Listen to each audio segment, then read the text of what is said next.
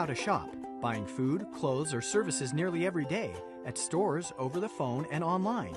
And with information and experience, you've learned to be smart about your purchases.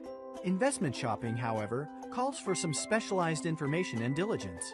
Stocks, bonds, and other financial products are actively bought and sold in what is known as the secondary market, a place where securities are traded after, say, an initial public offering. What you may not know is that there are actually 4 trading markets within the secondary market. The first is the exchange market, which includes the New York Stock Exchange, where securities trade on an exchange floor. Sometimes referred to as an auction market, the exchange market is an organized and regulated financial arena in which securities, referred to as listed securities, are bought and sold at prices that fluctuate based on supply and demand, economic conditions, and consumer confidence. The second market, the over-the-counter or OTC market, houses securities that are not traded on an exchange. These securities are traded by dealers at negotiated prices. The dealers, who essentially act as middlemen, can then use their inventories of securities to fulfill orders placed by investors. Zions Direct Bond Store is an example of a trading system servicing this market.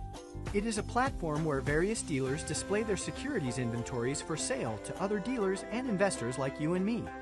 The largest component of the second market is an electronic exchange called the National Association of Securities Dealers Automated Quotations, or NASDAQ.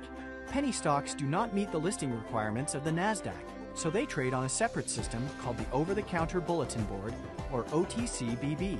The third and fourth markets are similar in that they largely operate outside of the scope of the individual investor, due in part to the large volume of shares per trade. More specifically, the third market operates like an OTC market for securities found on the exchanges, but between institutional investors and broker-dealers. Finally, the fourth market, called the Electronic Communications Network, or ECN market, allows for high-volume trades of both exchange-listed and OTC securities to occur between institutional investors bypassing broker-dealers. To learn more about this and other investment topics,